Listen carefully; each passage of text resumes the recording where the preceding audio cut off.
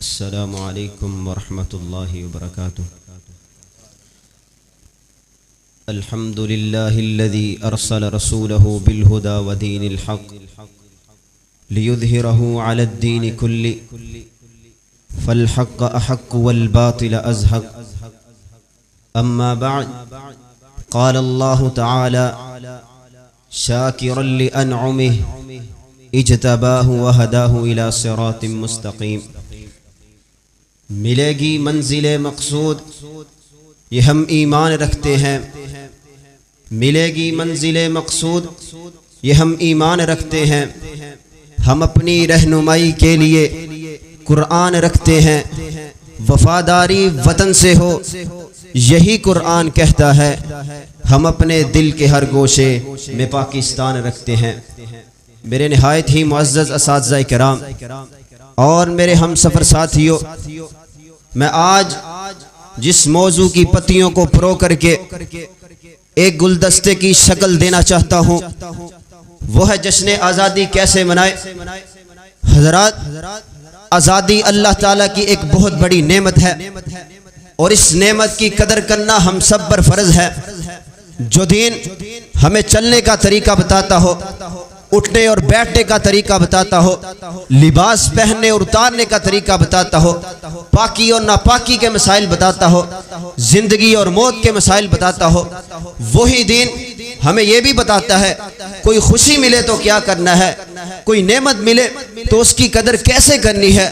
لیکن جو آدمی خدا کی دی ہوئی نعمت کی قدر نہیں کرتا، اللہ ان نعمتوں کو چھین بھی لیا کرتے ہیں. حضرات، آزادی کا مقصد یہ تو نہیں تھا کہ سفید شلوار اور سبز قمیض زیب تن کر لی جائے، اپنے چہرے کو سبز رنگ میں تبدیل کر لیا جائے، اپنی پوری شکل کو تبدیل کر کے منہ کے اندر باجا لے کر گلیوں کے چکر لگانا، بچوں کو ڈرانا، سوئے ہوں کو جگانا، بیماروں کو ستانا، موٹر سائیکل نکال کر ون ویلنگ کر کے خود کو حادثے کا شکار بنانا، موت کے گھاٹ اتار کر گھر کے اندر ماتم بپا کرنا، لاکھوں شہداء کی میتوں کو اذیت پہنچانا، گاڑی کے اوپر پاکستان کا جھنڈا لگا کر گاڑی کے اندر انڈیا کے گانے لگانا. کاش ہمیں ان قربانیوں کا علم ہوتا تو آج ہمارا نوجوان موٹر سائیکل نکال کر ون ویلنگ کرتا ہوا نظر نہ آتا، ڈھول کی دھال پہ رقص کرتا ہوا نظر نہ آتا.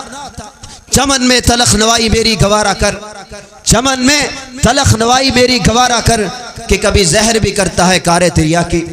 حضرات، اس سرزمین کے حصول کے لیے جو قربانیاں دی گئیں وہ بغیر سوچے اور سمجھے دی گئیں. آزادی کا مقصد یہ نہیں تھا کہ جناب باہر نکل کے واویلا کیا جائے. آزادی اس سرزمین کے اندر جو آزادی حاصل کی گئی وہ بغیر سوچے اور سمجھے آزادی حاصل کی گئی. آزادی کا مقصد، کلمہ پڑھنے کا مقصد یہ تو نہیں تھا کہ مرزا قادیانی خبیث کو نبی مان لیا جائے. کلمہ پڑھنے کے بعد سیدنا علی کو مشکل کشا اور حاجت روا مان لیا جائے. کلمہ پڑھنے کے بعد یا علی مدد کے نعرے لگائے جائیں. کلمہ پڑھنے کے بعد رسول اللہ کو اللہ کے نور کا ٹکڑا مانا جائے. یہ دین، یہ وطن ہمیں اس وجہ سے حاصل نہیں ملا. لوگوں کو کلمے کے مفہوم کا شعور پیدا کیے بغیر یہ ملک لے لیا. نتیجہ کیا نکلا؟ ملک تو مل گیا لیکن اسلام نہ ملا. حضرات عزیز وقار، جس سرزمین کے اندر آزادی کا جشن منایا جاتا ہے وہ سرزمین آزادی کے اسلامی تصور کو چھوڑ کر مغربی تصور آزادی کو اپنا چکی ہے. مغربی تصور آزادی کو اپنانے کی وجہ سے آج ہمارے ملک میں اسلام نافذ نہیں. ذرا بتلائیے، جس سرزمین کے اندر نہ تو اللہ کا دین نافذ ہو، نہ اللہ کی حدود قائم ہو، جس سرزمین پر شرک کے بڑے بڑے مزارات قائم ہو، ان مزارات کی دیکھ بھال کے لیے حکومت نے محکمہ اوقاف قائم کر رکھا ہو اور یہ محکمہ اسلامی مدارس کو تنخواہ دیتا ہو، جس کا وزیر پاک بدن کا بستی دروازہ کھولتا ہو تاکہ لوگ وہاں سے گزر کر بستی بن جائیں، جس سرزمین پر سود کی بڑی بڑی عمارات پر مسلم تقوی اور اسلامی بینک کا لیبل لگا ہو، جس سرزمین پر فحاشی اڈوں کو قانونی تحفظ حاصل ہو، جس سرزمین پر قانون وہ ہے جسے اسمبلی کی اکثریت پاس کرے، جہاں مرضی خدا کی نہیں بلکہ اسمبلی کی اکثریت کی چلتی ہو. حضرات، اس سرزمین کے لیے جو قربانیاں دی گئی وہ عام قربانیاں نہیں تھی.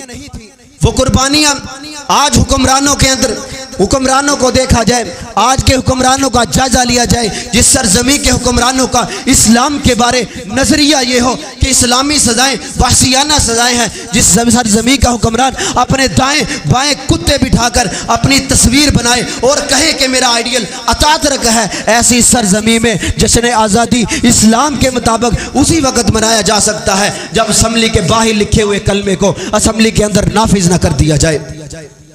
حق بات پہ کٹتی ہے تو کٹ جائے زباں میری، حق بات پہ کٹتی ہے تو کٹ جائے زباں میری، اظہار تو کر دے گا جو ٹپکے گا لہو میرا۔ والسلام علیکم ورحمۃ اللہ۔